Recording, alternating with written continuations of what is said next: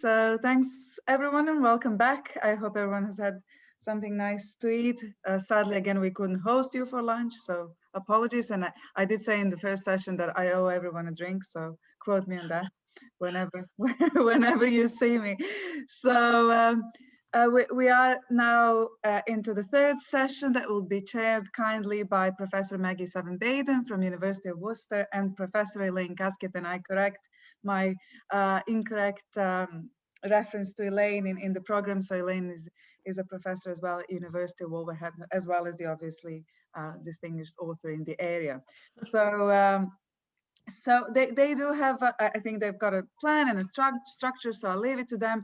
We've opened up some interesting questions in the previous session, so we might follow up on some of them or open up new ones. So I'm really looking forward to this session as well. Over to you, Elaine and Maggie. Thank you.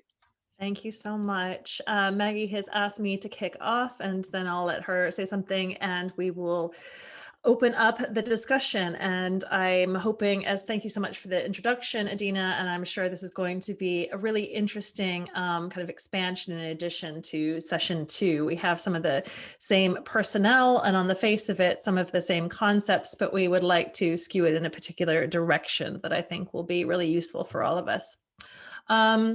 So I'm co-facilitating this session, as Adina said, and in some ways I feel provoked by some of the elements of the very title of it, theoretical, social, and legal justifications for the protection of memory and privacy of a person after death.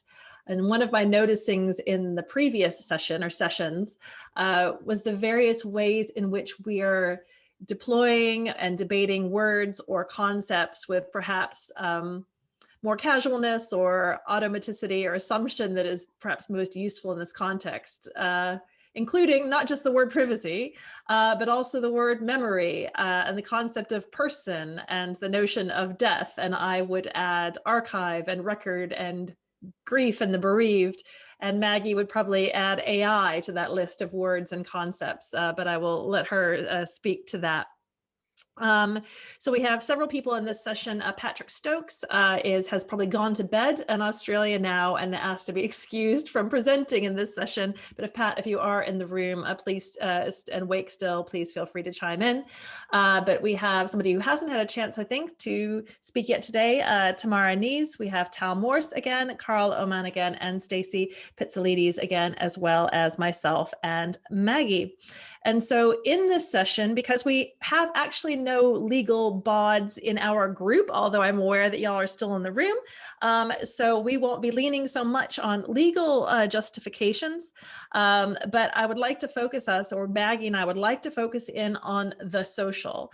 I'm sort of springing that a little bit on the members of our seminar or panel. But the more that you can focus in on the relational social part of this theoretical, social, and legal tripartite thing, I feel like that would be, or we feel like that would be really useful, because we were noticing that that feels like perhaps the less talked about dimension in our discussions so far. And I think it's a place that all of us, from what I know about us, should be able to add a considerable amount of value. So wherever you can hone in on the social, we'd be most grateful. Maggie, is there anything that you would like to say? Elaine and I were both discussing over lunch the conflation of terms and our worry about that. And the focus, one of the things was person or self instead of identities, which are very much something that we would see as something that's in flux. We also had an interesting discussion around the notion of ashes and the legal position, which seems to be in many in religious settings that you're not really allowed to split up the ashes, and the relationship between that and digital remains. So one of the other areas we felt was not talked about was the spiritual side, which you see a lot of actually in social media, about where the dead are located, or assumptions about the dead, or heaven or angels. And I know that's probably not got a lot to do with the law, but it has got a lot to do with the social and the relational side. And then the final piece in all of that was the bit about the way AI is talked about as if it's just one thing, when actually it's everything from big data to algorithms to the creation of bots to the management of ourselves online. So we just wanted to broaden that, some of those understandings around some of the issues that have been discussed today.